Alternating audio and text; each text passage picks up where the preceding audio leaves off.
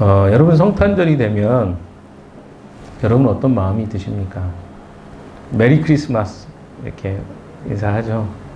메리 크리스마스라는 말의 의미와 뜻이 무엇인지 깊이 생각해 볼 필요가 있지 않을까요? 여러분 왜 기쁘십니까? 성탄절이 되면. 왜라는 질문을 던지는 것이 조금 우리에게는 이런 성탄절이나 이런 절기를 대할 때 그냥 좋은 거 아닌가요? 이렇게 생각할지도 모르겠습니다. 제가 신앙생활을 시작하고 성탄절을 보냈던 기억들이 납니다. 88년도에 제가 처음으로 교회를 다니면서 그때 이제 성탄절을 처음 맞았던 것 같아요. 교회에서 맞는, 그러니까 고등학교 2학년이었는데 그래서 이때 이제 사춘기이기도 했죠. 그때는 고등학교 2학년 사춘기였던 것 같아요. 그런데 이때 기억에 남는 것은 성탄절 이브 때만 공식적으로 허용된 것이 한 가지가 있었습니다. 뭘까요? 네. 예, 뭐 술 마시고 뭐 이런 거 말고요. 교회에서 뭐 그러진 않겠죠? 예, 예. 그날 밤은 교회에서 밤을 새면서 놀아도 되는 날이었습니다. 유일하게. 다른 날은 빨리 가라고 막 하는데 그날은 아무도 통제하는 사람이 없습니다. 또 목사님도 안 계시고 청년들하고 중고등부 학생들만 함께 시간을 보내는 시간이 얼마나 설레이고 즐거웠던지 제가 벌써 37년 전이거든요. 그 기억이 아직도 납니다. 얼마나 재밌었겠어요? 예, 그때는 또 문화가 별로 이렇게 발달하지 않았습니다. 그래서 교회 문화가 세상의 문화를 선도하던 시대였습니다. 그래서 교회에 가야 문화활동을 할 수 있는 그런 시대에 교회 가면 너무나 재밌는 프로그램도 많았죠. 그래서 재밌고 즐거웠던 기억이 가득합니다. 또 성탄절이 되면 새벽에 새벽송이라는 것들 있습니다. 여러분 아시나요? 네. 아시는 분들은 좀 나이가 많이 드신 분들인데 요즘에는 거의 안 하죠. 새벽송 하면 뭐 신고 들어가죠. 근데 37년 뭐 이럴 때 전에는 여러분보다 더 오래전 이야기죠. 그때는 그냥 새벽송 하면 사람들이 기다리고 있다가 나와가지고 선물 주고 아니면 계란 같은 거 주고 뭐 이랬던 그런 추억이 있습니다. 그래서 크리스마스 하면 늘 설레이는 거, 또 재미있는 시간 이런 것들이 기억이 됐던 것 같아요. 제 개인적으로는 크리스마스 때 잊지 못할 한 기억이 있습니다. 크리스마스 이브 날, 그날도 어김없이 밤에 이제 온라이트를 하려고 교회에 모였는데, 잊을 수가 없어요. 그날 아이스크림을 빨리 먹기 게임을 했거든요. 이게 아이스크림이라는 게 이게 떠먹는 아이스크림 말고, 하드죠, 하드. 얼어있는 아이스크림. 근데 그거를 빨리 먹어야 되잖아요. 막 빨리 먹었어요. 근데 그날 밤에 이제 누워서 자려고 하는데 이가 애리기 시작한 거예요. 그러니까 이게 너무 빨리 먹고 이겨보려고 하다가 이가 시려워서 그때 아무도 다 자고 있잖아요. 저 혼자 일어나가지고 밖에 나가서 뭐 했겠어요? 편의점을 막 돌아다녔어요. 왜 돌아다녔을까요? 진통제 찾으려고. 나 없어요. 그때는 진통제를 안 팔았습니다. 새벽 2시, 3시까지 잠을 한숨도 못 자고 있다가 시간이 한 서너 시간 지나니까 좀 나아지더라고요. 잊지 못할 크리스마스. 악몽과 같은 그날 밤이 기억이 납니다. 뭐 이런 기억들이 여러분에게 있지 않습니까? 제가 중국에 살았던 시절을 돌아보면 중국에서는 크리스마스라는 말의 의미를 대부분의 사람들이 잘 모릅니다. 그래서 그때 이제 선교사님들이 주로 중국에 있는 그 학생들에게 복음을 전하는 일이 많습니다. 이 크리스마스 파티를 하면서. 그러면 학교나 공항국에서 문자를 보냅니다. 혹시 크리스마스에 예수에 대해서 전하는 사람이 있으면 공항국에 신고해 주시기 바랍니다. 뭐 이렇게 문자가 날라와요. 좀 섬찟하더라고요. 우리는 그런 계획을 가지고 있는데 크리스마스 때 그런 문자가 날라오는 그런 경험도 해보았습니다. 과거를 비롯해서 오늘날 크리스마스에 대한 여러 가지 의미나 행사들을 돌아보면 왜 크리스마스의 이미지가 이렇게 변질되었을까? 이런 생각들을 하게 됩니다. 그럼 과연 크리스마스는 어떤 날일까요? 여러분들이 생각하는 크리스마스의 이미지가 무엇일까요? 잠깐 한번 좀 나눠볼까요? 제가 이 메시지를 하기 전에 여러분이 무슨 생각을 하고 있는지 서로 확인하고 그 다음에 시작하면 좋을 것 같아요. 옆에 있는 사람들하고 한번 좀 나눠주시겠어요? 내가 생각하는 크리스마스는 이런 이미지 같다. 네. 여러분 개인이 생각하는 옆에 사람이 한 3분 정도 시간을 드리겠습니다. 각자마다 다른 크리스마스의 의미들이 있을 것 같습니다. 그런데 자세히 생각해 보면 크리스마스는 예수님께서 이 땅에 오셔서 아기 예수로 주님이 오신 날로 사람들이 많이 생각하는 것 같습니다.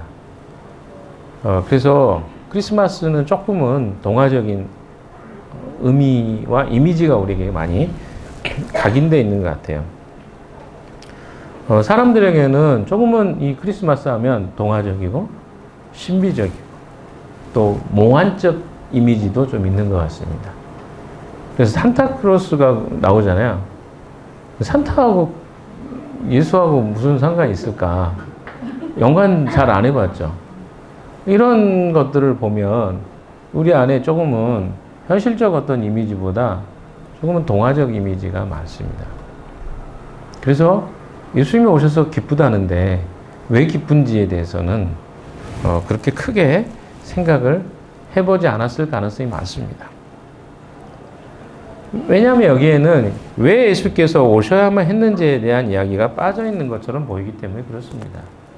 예수님이 오셔야만 했던 이유가 있고 그분이 하신 일에도 여러 가지 이유가 있겠죠. 그러나 우리가 어디에 초점을 맞춥니까? 예수님이 오셔서 나를 위해서 오셨구나라는 것에만 초점이 맞춰 있기 때문에 기쁘다는 이미지, 즐겁다는 이미지가 좀 더 많은 것 같습니다. 그렇지만 예수님께서 오셔서 기쁜 날이라는 것은 알겠지만 왜 예수님께서 오셔야만 했는지에 대한 이야기는 조금 생략돼 버린 것 같습니다. 예수님이 오셔야만 했던 상황이 있었다는 거죠. 근데 이 상황에 대해서 생략해 버리고 예수님이 오셔서 난 좋다라고만 한다면 마치 예수 그리스도가 오셔야 될 이유가 특별히 없는데 오셨다라는 의미로도 생각될 수 있기 때문에 그렇습니다.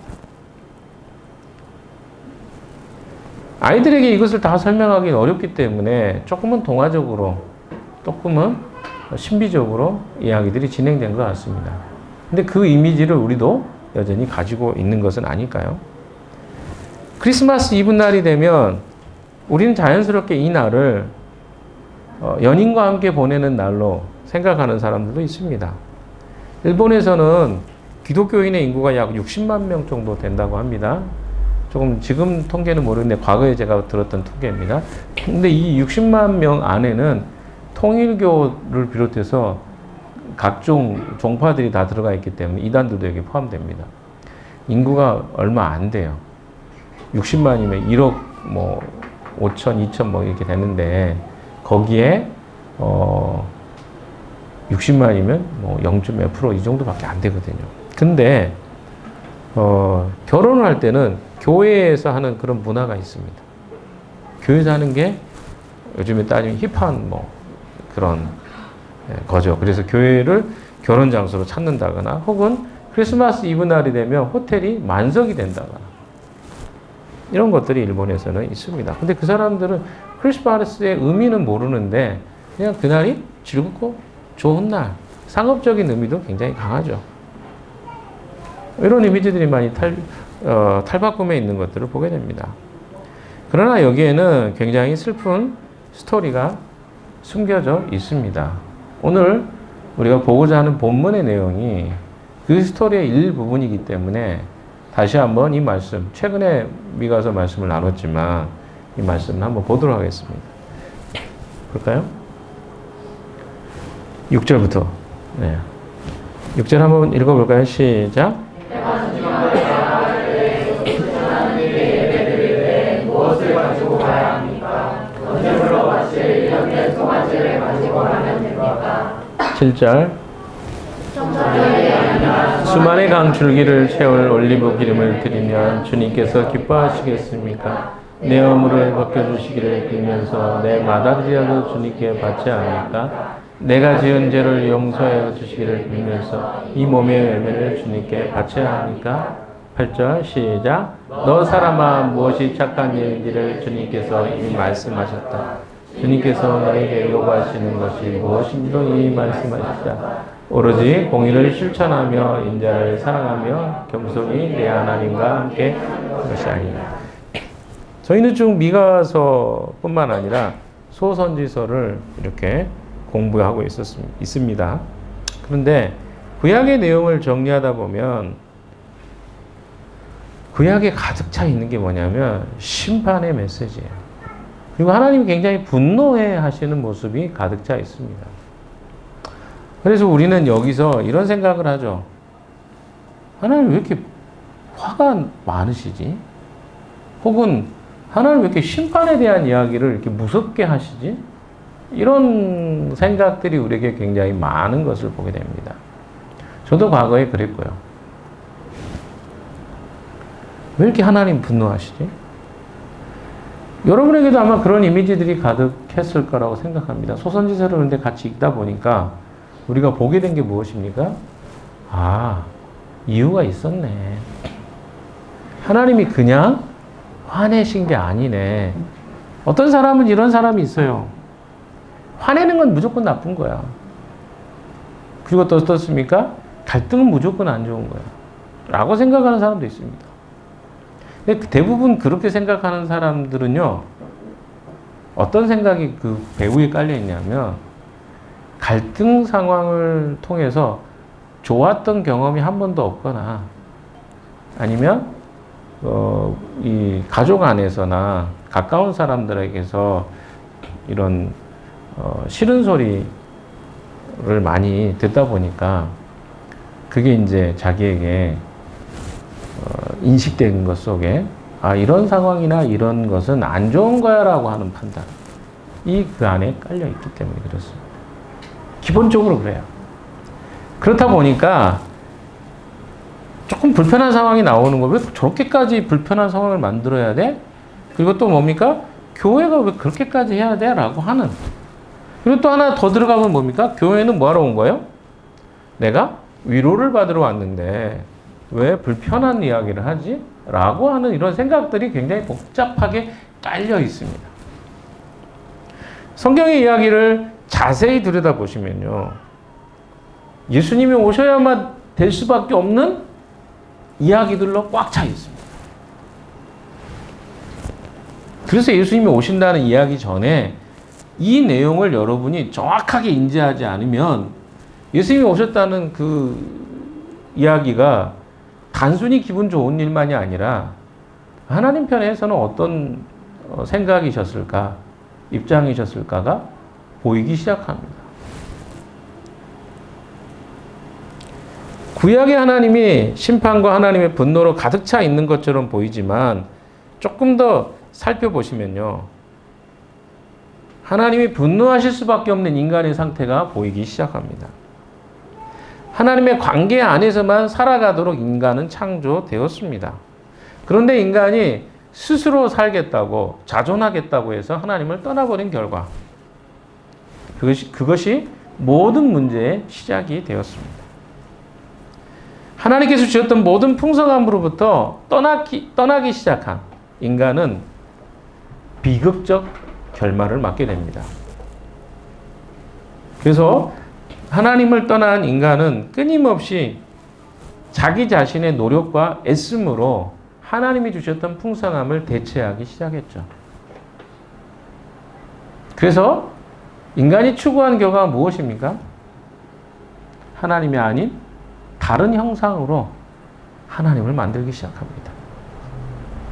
그리고 하나님과 관계를 통해서 만족을 누리고 기쁨을 누려야 될 그 인간이 우상을 통해서, 아니 비정상적인 관계를 통해서 즐거움과 기쁨을 누리려고 애쓰기 시작합니다. 이것이 바로 구약에 이야기하는 인간을 심판하시는 하나님의 가장 궁극적 이유입니다. 아니 여러분 이렇게 생각해 보시면 어떨까요? 한 남자와 여자가 사랑을 해서 결혼을 했습니다. 둘이 사랑했기 때문에 결혼했겠죠.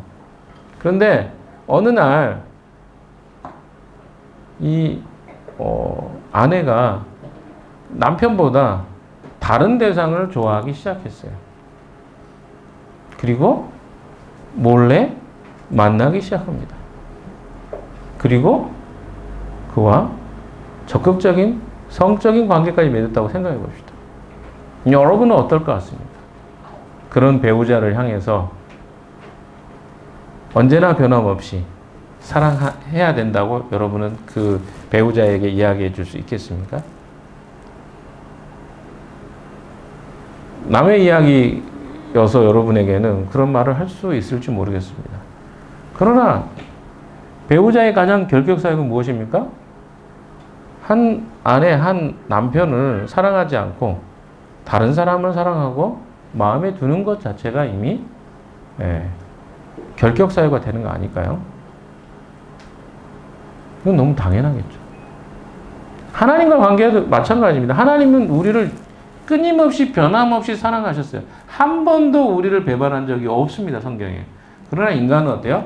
끊임없이 마치 고멜이 호세아를 떠나서 밤마다 새로운 남자를 찾아다녔던 그 모습처럼 우리가 하나님을 떠난 인간의 모습이 그런 모습이었다라고 성경은 이야기합니다. 왜 호세아 선지자 같은 그런 메시지를 하나님이 전해주셨겠어요? 인간이 못 알아먹으니까. 하나님이 왜 이렇게 분노하시고 왜 이렇게 화를 내시는지 심판하시는지를 모르기 때문에 그 그림을 이미지로 보여주는 사건들이 호세아와 고멜과 같은 사건입니다. 하나님은 우리 인간을 창조하시면서 인간과 대화하고 사귀고 교제하고 또 그에게 풍성함을 주시겠다고 약속해 주셨어요. 그러나 하나님은 그렇게 계속 일관되게 사랑하셨는데 인간은 어떻게 합니까? 하나님이 아닌 다른 존재와 것들을 통해서 내 안에 있는 필요를 채우려고 끊임없이 노력했습니다. 여러분 그것이 과거의 구약에만 있는 이야기일까요? 여러분은 어떻습니까? 우리 삶을 우리가 다 들여다볼 수는 없겠죠. 뭐 관찰일기처럼 CCTV를 24시간 켜놓고 여러분 일투족을 다 관찰할 수는 없는 일이니까 우리가 알 수 있는 것은 서로 필요할 때 나누는 몇 분의 이야기들 정도가 누군가를 알아가는 전부 아닙니까? 그렇다고 그래서 여러분 믿지 마십시오. 그 사람이 말하는 대로만 살아간다고 생각하지 마십시오. 왜? 우리는 각자마다 다 다른 가치와 생각 속에 우리 삶을 살아갑니다. 그 말은 무엇을 이야기할까요? 우리도 여전히 이 문제로부터 자유로울 수 없다는 것입니다. 구약의 사람들만 그렇게 산 것이 아니라 오늘 그리스도를 믿고 구주로 고백하는 우리들도 하나님이 아닌 다른 것들로 우리가 만족하기 위해서 얼마나 많이 노력하고 애씁니까? 먹는 거, 마시는 거, 입는 거, 관계적인 거 얼마나 여러분 안에 작동하고 있습니까? 이게 인간이 처한 하나님을 떠난 인간이 처해 있는 그런 슬픈 상태를 말해주고 있는 것입니다. 그래서 하나님께서 미가라든가 소선지서에 나오는 수많은 선지자들을 통해서 심판하시는 메시지를 하십니다. 그 심판의 메시지 속에는요, 인간의 상태가 있어요. 끊임없이 하나님이 아닌 다른 존재와 다른 것들로 나의 삶을 채우려고 하는 그 노력이 거기에 깔려 있어요. 그 결과 어떤 일이 일어난지 아십니까? 미가서에 보면 당시의 지도자들과 이스라엘과 유다의 백성들의 사회 상태를 보게 됩니다. 하나님이 떠나버린 그 사회는 어떤 모습이었냐면 부자와 권력자들이 가난한 자들의 토지를 빼앗고 약자를 착취하는 불의가 만연했습니다. 왜 그들이 그러면 그렇게 살았을까요? 그 이유는 간단합니다. 하나님이 없었기 때문에 그래요. 그러니까 부자가 되면 가난한 자를 돌볼 필요가 없잖아요. 만약에 하나님이 계시다고 한다면 거기에는 반드시 이유가 있어요. 그러나 이 시대를 보십시오. 부자가 굳이 가난한 자를 돌봐야 책임이 있나요? 사회적 책임이 있나요? 없어요. 자본주의가 그런 겁니다. 없는 사람은 없는 대로 사는 거고 있는 사람은 있는 대로 사는 거 아닙니까? 그러니까 어떻게 됩니까? 돈이 있는 사람들은 돈이 없는 사람은 별로 상관이 없는 거예요. 그러면 어떤 일이 생길까요?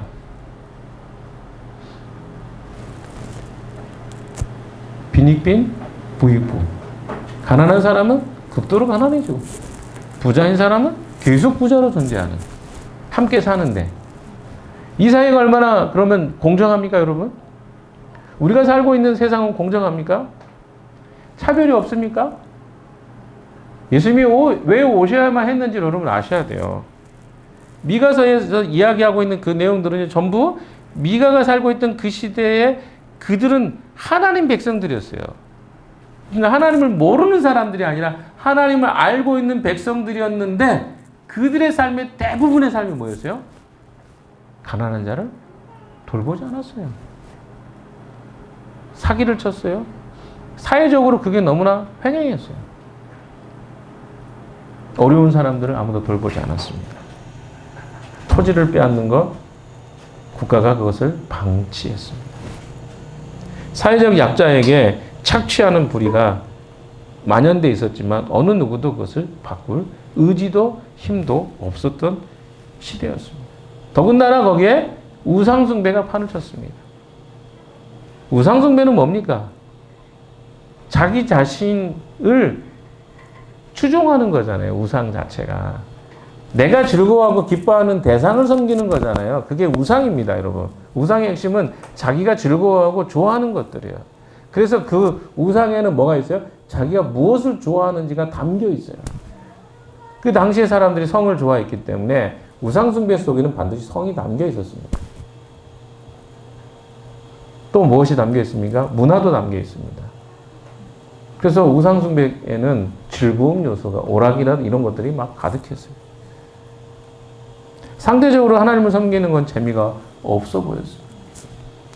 그래서 사람들은 끊임없이 어떻습니까? 하나님의 공의와 하나님의 인자와 하나님과 함께 행하는 것보다 무엇을 즐거워합니까? 우상을 섬기는 것.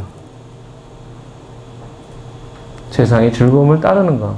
이것이 그들에겐 더 큰 즐거움이었다는 것입니다. 미가서는 너무 착실하게 우리에게 설명해 줍니다. 어떻게 사는 것이 하나님의 백성답게 사는 것인가. 세 가지로 요약했죠. 첫 번째가 뭡니까? 공의를 실천하는 것. 공의가 뭡니까? 하나님이 세워놓으신 사회적 정의와 하나님이 세우신 뜻을 따르는 거예요. 가난한 자를 돌보고 나그네와 과부를 또 고아를 돌보는 것이 하나님의 정의였어요. 근데 그 사회는 그것을 전혀 돌볼 생각이 없었습니다. 이 사회적 공의가 깨져버렸어요. 인자를 사랑한다는 건 무엇일까요? 하나님의 자비와 긍휼과 하나님의 사랑을 사랑하는 것이었어요. 여러분, 십자가와 예수가 탄생하신 것은요, 하나님의 공의와 자비와 사랑입니다. 그래서 우리는 그날을 기뻐하고 즐거워하는 거예요. 그런데 내 삶이 깨져버리고 내 삶에 문제가 있다는 생각은 하지 않으면서 하나님의 자비와 긍휼과 사랑만 추구한다면 그건 심각한 문제가 있는 거죠. 한쪽 날개만 있는 거죠. 양 날개로 날아야 되는데 한쪽 날개로 어떻게 날 수 있겠습니까? 마지막으로 하나님 우리가 원하는 건 뭐냐? 7절에 이야기하잖아요. 7절에 하나님 원하는 게 뭘까요? 볼까요? 하나님 원하는 게 이겁니까? 수천 마리의 양이나 수만의 강줄기를 채울 올리브 기름을 드리면 주님께서 기뻐하시겠습니까? 기뻐한다는 말이 아니에요? 아니죠. 이것도 당연하게 아니라는 것을 의문문으로 처리하고 있어요. 두 번째는 뭡니까? 내 허물을 벗겨주시기를 빌면서 내 맏아들이라도 주님께 바쳐야 합니까? 자기 아들을 바치면 아들을 바칠 정도. 우리 그렇잖아요. 성경에 누구 나오죠? 아들을 바친 사람? 사무엘도 있지만 더 올라가 보면 아브라함이 있죠. 이삭을 바치죠. 그러면 저도 아들을 바치겠습니다. 근데 하나님이 아들 바친 거 한 번도 기뻐한 거 없어요. 왜 그러실까요? 그게 하나님의 기쁨은 아니란 말이에요. 이삭 바쳐서 아니 생각해봐 상식적으로 이삭을 죽여서 하나님께 드리는 거 하나님 기뻐하신다고 생각하세요? 그건 이방 사람들이 했던 행동이에요. 자기 자식을 죽여서 신의 분노나 그걸 만족시키기 위해서 하는 행동? 근데 아브라함이 그런 거에서 하나님 기뻐했을까요? 그럼 아브라함은 어떤 사람이에요? 뭔가 문제가 있죠, 만약에 그렇다. 그러니까 아브라함이 이삭을 바쳤다고 여러분 생각하시면 안 돼요. 왜? 하나님 그거 기뻐하지 않아요. 여기 나왔잖아요.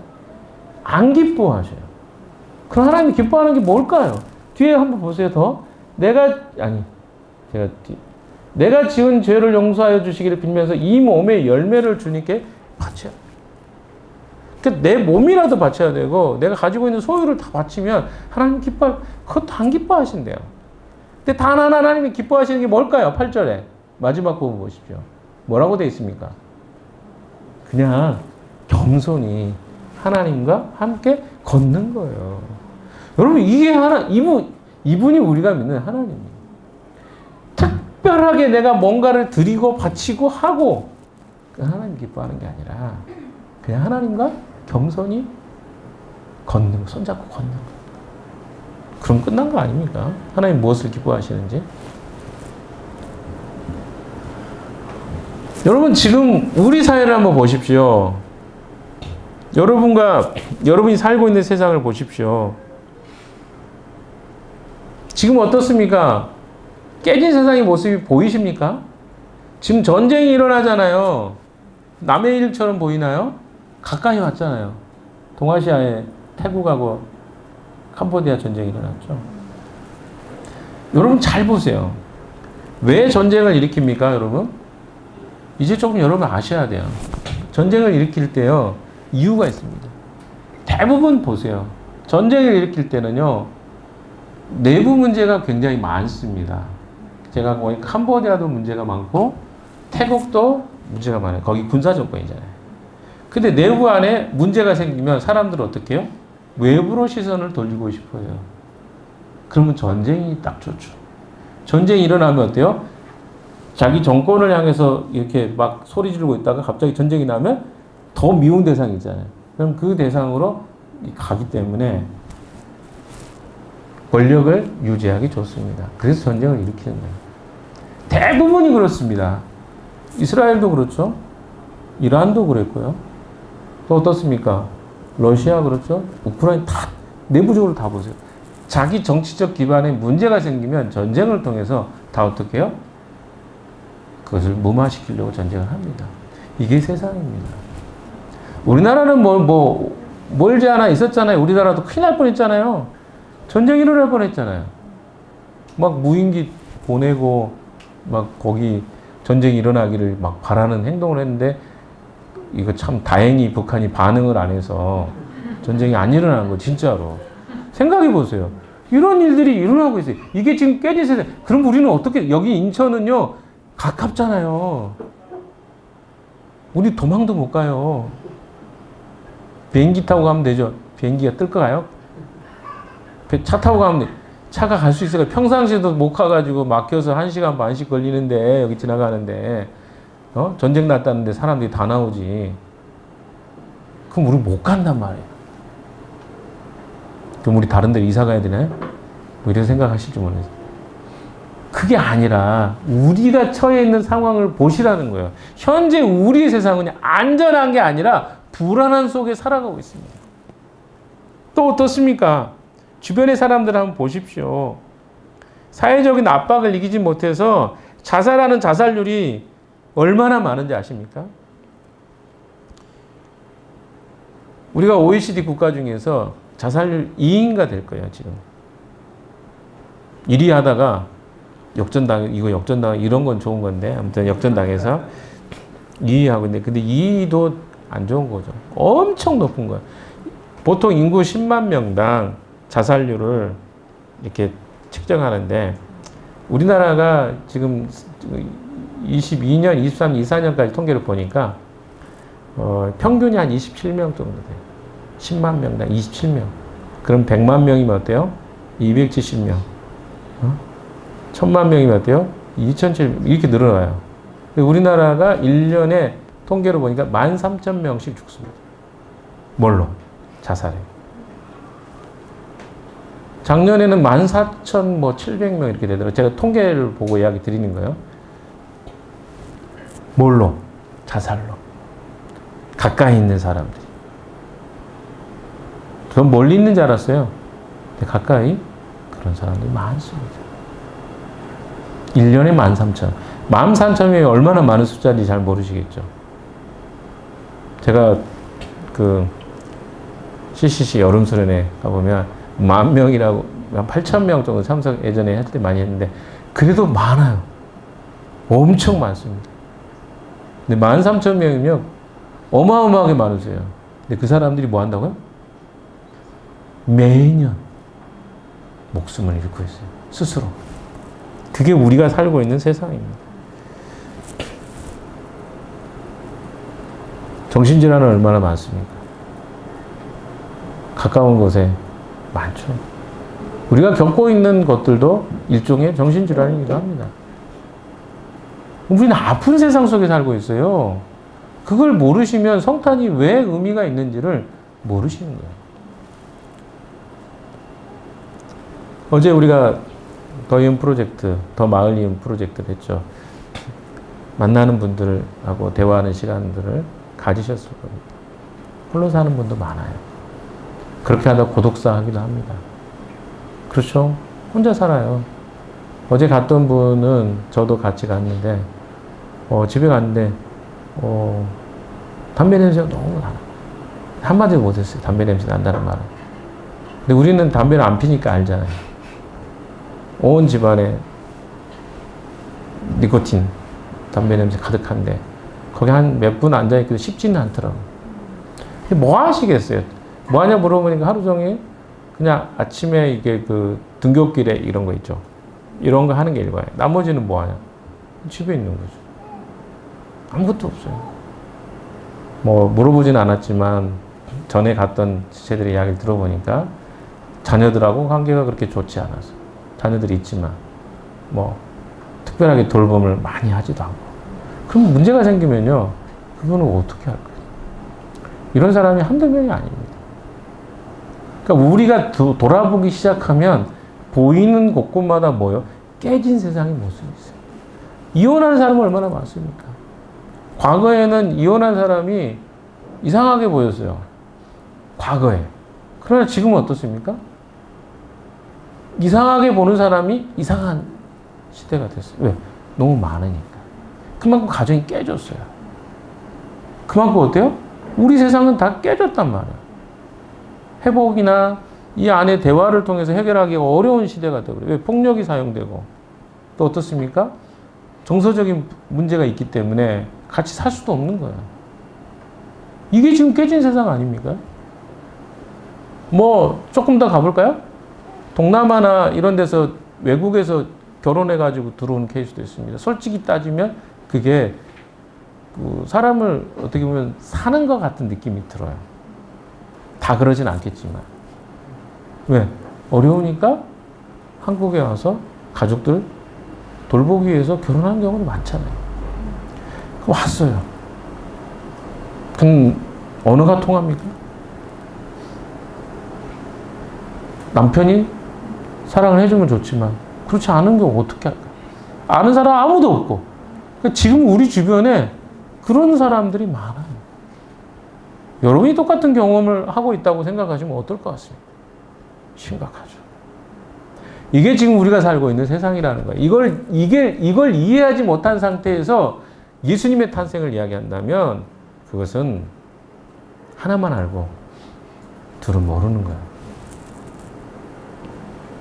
사랑하는 여러분, 예수 그리스도의 탄생과 즐거움을 이야기할 때 우리가 살고 있는 세상이 어떤 세상이었는지를 이해하셔야 됩니다.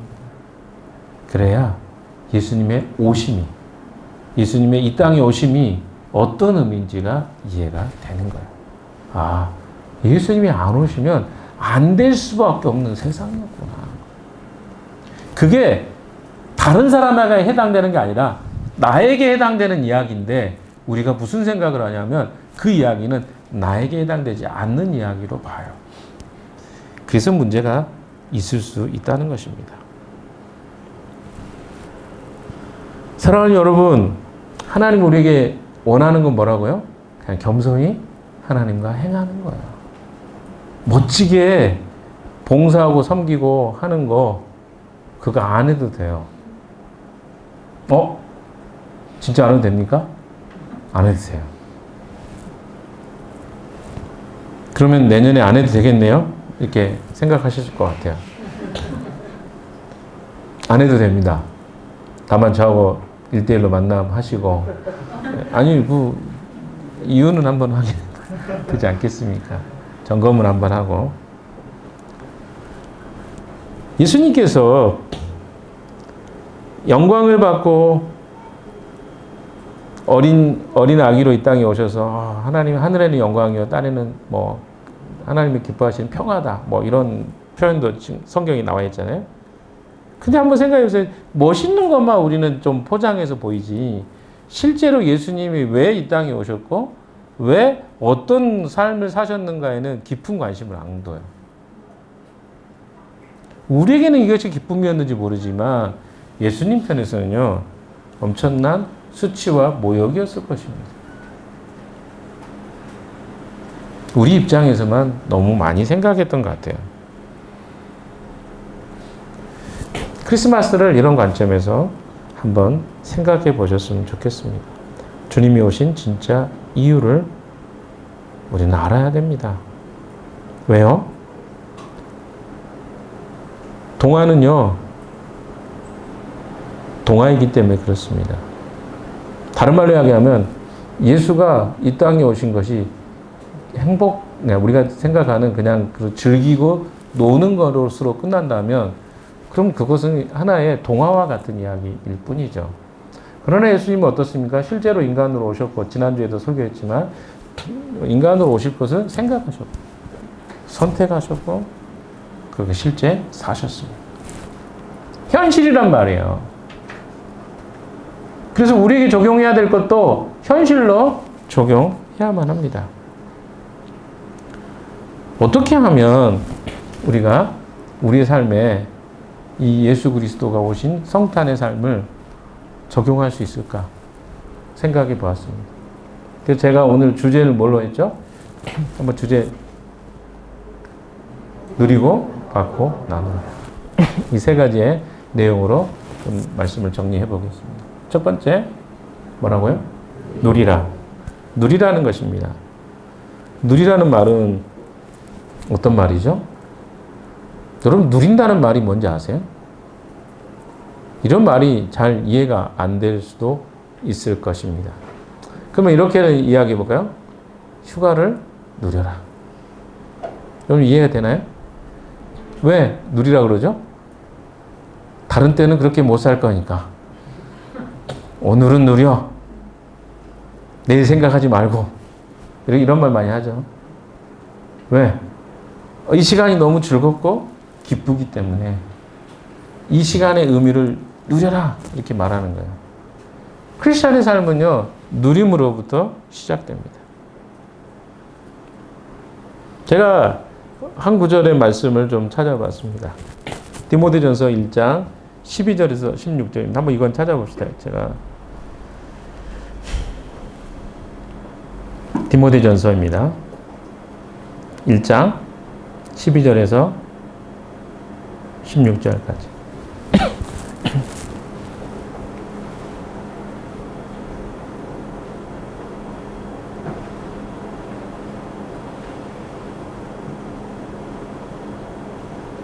잠깐만요.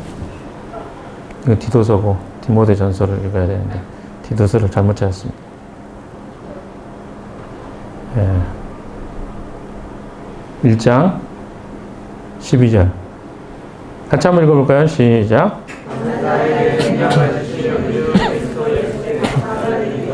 주님께서 나를 신실하게 여기셔서 나에게 13절 내가 전에는 해방자요 박해자요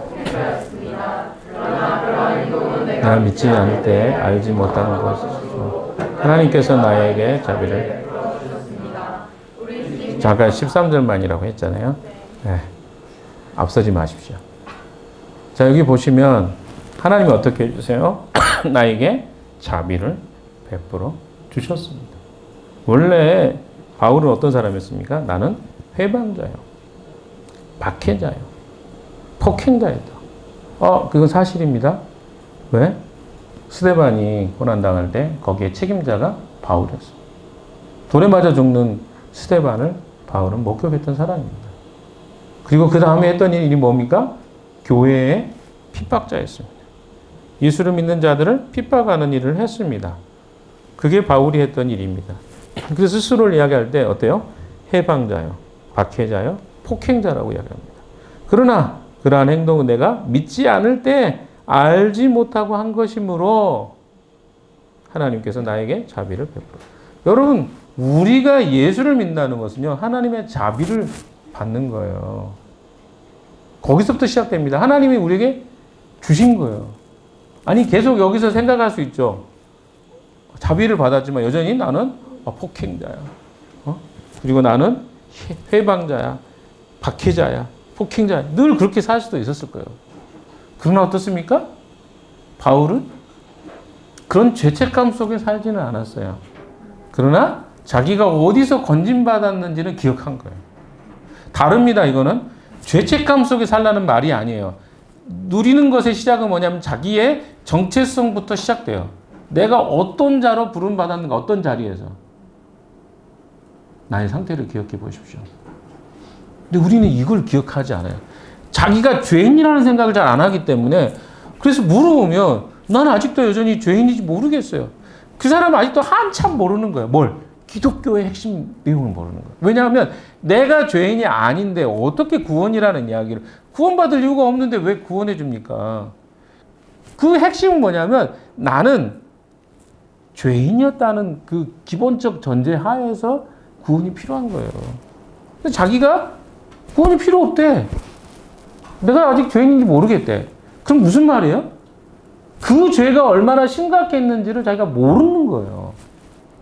바울은 그걸 정확하게 이해했어요. 자기가 어떤 행동을.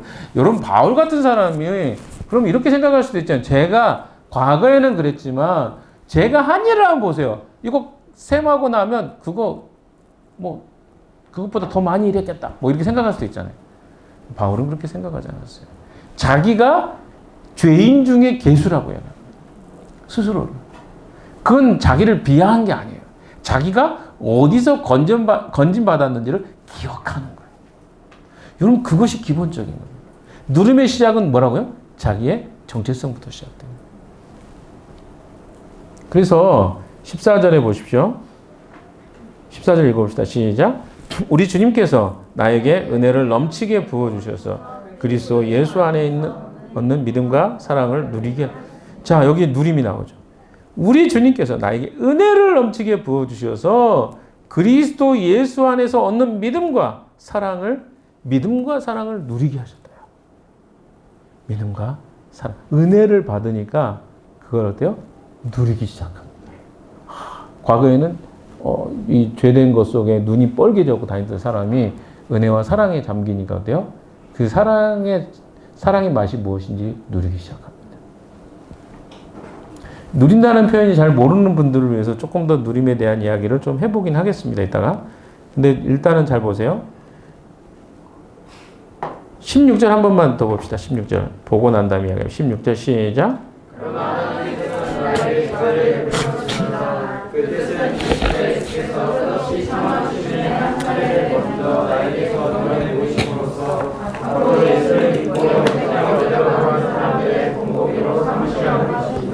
자, 여기 보시면 하나님께서는 나에게 자비를 베푸셨습니다. 그 뜻은 그리스도 예수께서 끊임없이 참아주심의 한 사례를 먼저 나에게 드러내 보이심으로써. 뭡니까? 끊임없이 참아주는 사례가 자기라는 거예요. 하나님이 나를 이렇게 참아주셨다. 그걸 경험합니다. 그걸 누리는 거죠. 과거의 그는 어때요? 아니, 내가 주님을 해방하고 또 주님을 반발해가지고 막 싸웠던 사람이면 어떻게 해야 돼요? 용서할 수 없겠죠.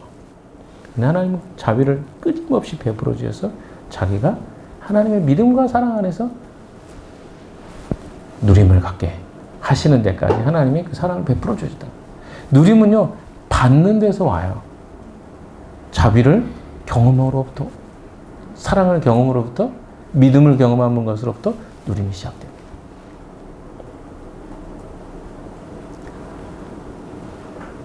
체험하는 거죠. 경험하는 겁니다. 여러분의 삶에 기본적으로 누린다는 건요, 경험이 필요해요. 자, 생각해 봅시다. 우리 딸이 여기 있어요. 근데 우리가 그런 생각을 할 수 있어요. 제임스는 목사가 우선입니까? 아빠가 우선입니까? 그래서 헷갈릴 수 있죠. 예정이한테 너무 관대한데? 나한테는 안 그러는데. 근데 반대로 생각하면 저는 여러분의 아빠는 아니지만 애정에겐 아빠예요. 이중 관계가 있기 때문에 그래요. 헷갈리실 수 있을 것 같아. 조금 복잡한 거지만, 근데 자녀로서 누리는 것도 있는 거예요. 왜? 여러분이 저한테 아빠 하면서 돈 100만 원만 주세요 하면 내가 못 줘요. 왜?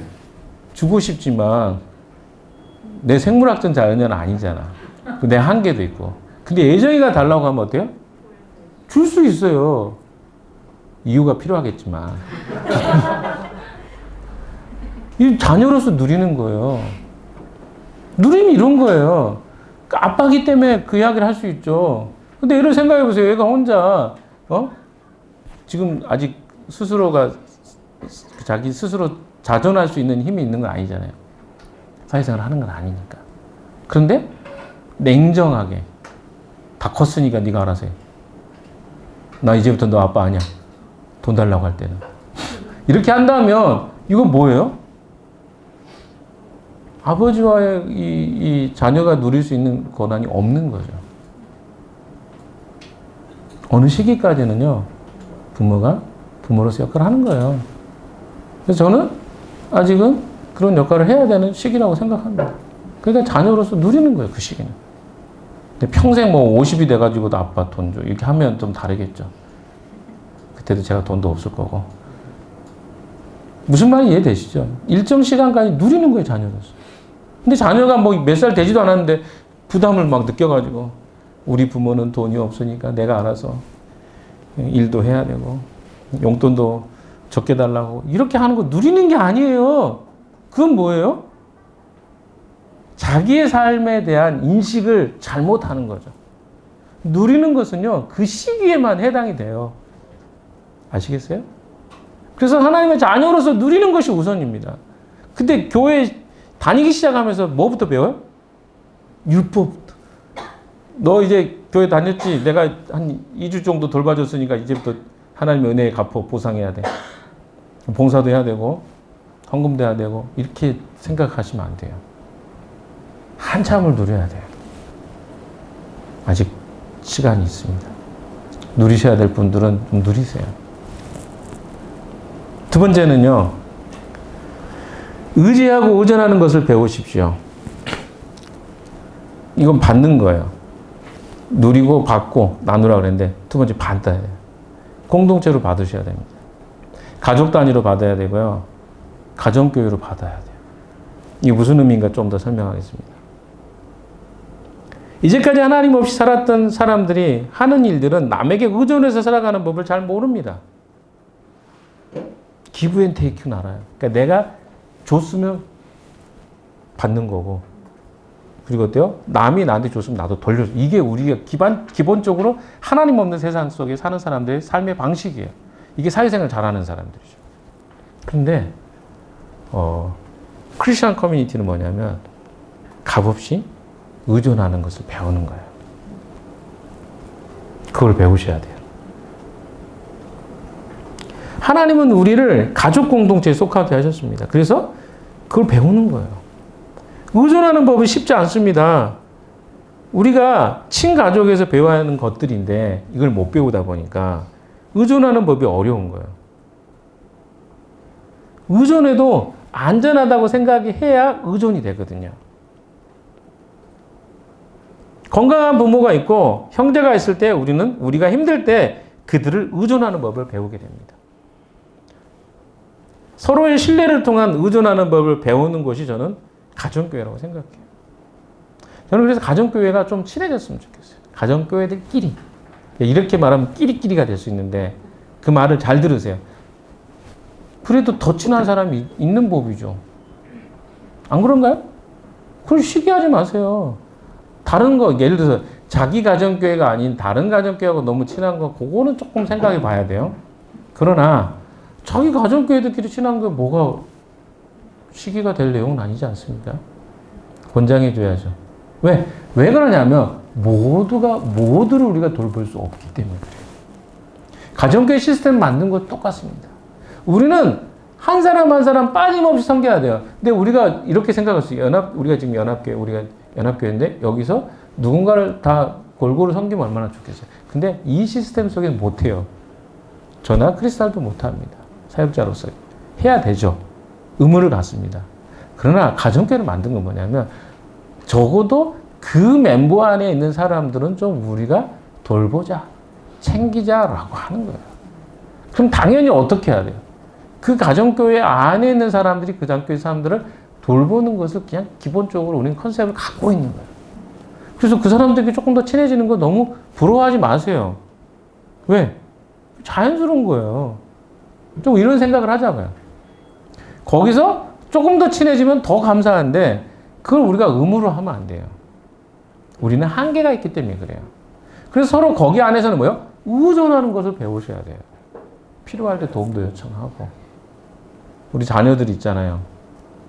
감사하게도 가정교회 다 찢어져 있어서 너무 감사해요. 그럼 그 가정교회가 한 자녀들 돌보면 돼요. 도움이 필요할 때 그 가정교회 가장 먼저 연락하고. 그게 됐으면 좋겠어요. 의존하는 거 못 배우잖아요?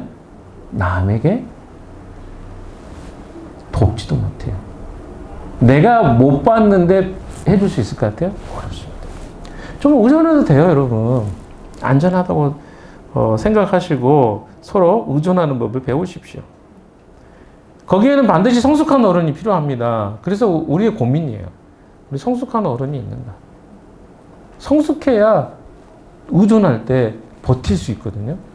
근데 우리가 다 어리다 보니까 어떤 현상이 생기냐면 넘어져 버려 같이.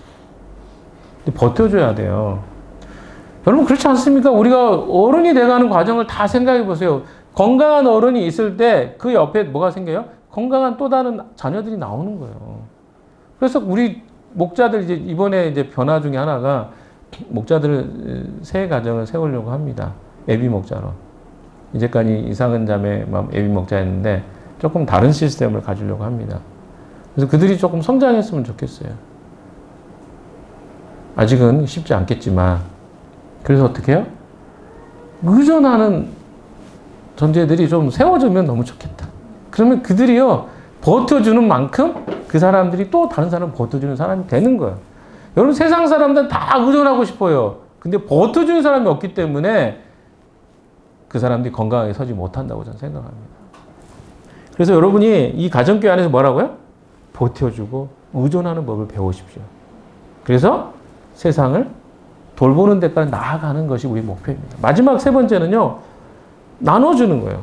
우리가 궁극적으로 서로 의존하고 우리가 은혜를 깊이 누리는 이유가 뭐냐면 나누기 위해서예요. 여러분 받는 것이 기쁘죠? 그러나 조금 성장하면 뭐냐면 나누는 것이 기뻐요. 왜? 어렸을 때는요 받는 게 좋습니다. 그러나 이제 우리가 성장하잖아요. 어떤 현상이 생기냐면 나누고 싶어요. 나눌 때 엄청난 기쁨이 있습니다. 그건 받는 것보다 훨씬 큰 기쁨이에요. 그 제가 어떻게 설명해야 될지 모르겠어요. 저는 어렸을 때, 이 크리스마스 때 선물 교환할 때가 제일 좋았어요. 왜? 받으니까. 그게 사랑이라고 느꼈어요. 사랑이었어요, 진짜. 근데 주로 받는 게 액자. 액자 받고, 또, 뭐 받았더라? 기억도 잘 안 나네. 아무튼, 다 거기서 거기에요. 선물이 어디, 얼마나 되겠어요. 그 5,000원에서 뭐 이 정도 되는 선이었는데, 그때는 2,000원이나 되겠다. 액수가 다르니까. 1,000원, 2,000원 해도 지금의 10,000원, 15,000원 선이었을 것 같아요. 근데 그거 받으면 너무 막, 그날 밤 내내 막 잠이 안 올 정도 너무 좋았거든요. 그러니까 이 받는 시기가 있어요. 근데 그 받는 시기가 없으면 나눌 때, 어때요? 나눠줄 수가 없어요. 왜? 번제 생각나요. 난 받은 적도 없는데 어떻게 나눠? 이 생각하거든요. 그런데 제가 곰곰이 돌아보니까 진짜 많이 받았더라고요. 충분히 받았다. 아, 나 이 정도면 되겠다. 생각이 드니까요. 그때부터 무슨 생각이에요? 아, 이제 내가 시간도 그렇고 마음도 그렇고 나눠줘도 되겠다. 여러분하고 제가 한번 생각해보세요. 제가 여러분하고 이야기할 때 95% 아니 97, 8%는 여러분 이야기하지 제 이야기 거의 안 할걸요? 물어보지도 않아요, 심지어. 제임스는 어떠세요? 이렇게 물어본 사람 진짜 간혹 가다가 연습해서 물어보는 경우가 좀 있으시고 또 진짜 관심이 있어서 물어보는 경우가 있는데 대부분은 저한테 물어보지 않습니다. 아마 크리스탈도 비슷할 거예요. 근데 별로 그게 그렇게 뭐 배신감 들거나 기분 나쁘거나 그렇지 않습니다. 왜요? 충분히 그런 과정이 있었기 때문에. 나누는 것이 기뻐요. 오히려 여러분하고 시간을 보낼 때 저는 굉장히 회복됩니다. 왜? 내가 의미 있다고 느껴요. 나누는 것의 기쁨을 누리기 시작하면 여러분의 삶이 달라져요. 질적으로 달라져요. 받는 것은요, 한 부분이에요. 부족하기 때문에 그런 거죠. 근데 나누게 될 때는 넘치게 되면 나누게 됩니다. 나누는 기쁨을 여러분이 누려보십시오. 주님은요, 이 땅에 오셔서 자기 몸을 나눠주셨어요. 이것은 내 몸이니, 이것은 내 피니, 먹고 마셔라. 주님이 이렇게 이야기하시잖아요. 내 떡을 나누기 위해서 이 땅에 왔다. 내 살을 나누기 위해서 이 땅에 왔다. 너희는 나의 살을 먹고 마셔야 된다. 그건 하나님의 사랑이잖아요. 희생의 사랑이잖아요. 목숨이잖아요. 예수님이 나눠주지 않았으면 우리가 어떻게 살 수 있을까요? 다르게 생각해 볼까요? 우리가 나누지 않기 시작하면 세상은 소망이 있을까요? 없습니다. 그래서 우리는 건강하게 먹고 나누고 우존해야 돼요. 누리고 나누고 받고 그것이 바로 우리가 크리스마스 지금 오늘 이 예배 속에서 배워야 될 메시지가 아닐까 생각합니다. 한 주간 여러분에게 챌린지를 좀 드리고 싶어요. 나는 어디서 누리고 무엇을 누리고 또 어떻게 의존하는 것을 받는 것을 배우고 받을 때 너무 어색하지 마세요. 고맙다고 하면 돼요. 감사하다고 하면 돼요. 근데 꼭 습관이 뭐 이런 걸 없어도 되는데 그 언어 습관을 바꾸세요. 받을 때는요 어떻게 한다고요? 고맙다, 감사하다. 먹는 거 줘도 나 안 먹어도 되는데 나 배부른데 이렇게 말씀하지 마시고 진짜 여러분이 필요하면 감사합니다. 잘 먹을게. 고마워. 이렇게 좀 바꿔보세요. 근데 그 진짜 그 단어를 쓰는 게 그렇게 어려울까요? 배우세요. 뭐라고요? 감사, 고맙다, 잘 먹을게, 잘 받을게 하시면 돼요. 뭐 내가 나중에 너 해줄게 이런 것도 하지 마시고 그냥 아무 말 하지 말고 뭐요? 받아보세요. 뭐 선물 교환도 이번 주에 막 하는 걸로 알고 있는데 감사하다. 응? 아니 15,000원 뭐 하기로 했는데 2만 원 하면 어때요? 거의 15,000원 탁 차관이 15,000원만 내가 15,000원 사기로 했는데 17,000원짜리 샀어. 이런 거 말하지 마시고 굳이 그걸 왜 진짜 너무 유치하잖아요 우리가. 그런 거 하지 말고 그냥 좀 넘쳐도 내가 받았으니까 나눈다 생각하고 이번 주 한 주간은 좀 그렇게 해봅시다. 뭐라고요? 세 가지 누리고 받고 나누십시오. 그럼 세상이 얼마나 아름답게 변해갈지 우리가 한번 그런 마음으로 기대했으면 좋겠습니다. 한 주간 그런 한 주가 되기를 주님의 이름으로 축원합니다. 기도하겠습니다. 하나님 아버지, 주님이 우리에게 이 땅에 오신 이유가 우리에게 생명을 주시고 그 생명을 나누기 위해 오셨던 것처럼 우리도 누리고 받고 나누는 삶이 되게 해 주시옵소서. 이 한 주를 그렇게 살아가기를 소망하며 예수 그리스도 이름으로 기도했습니다. 아멘.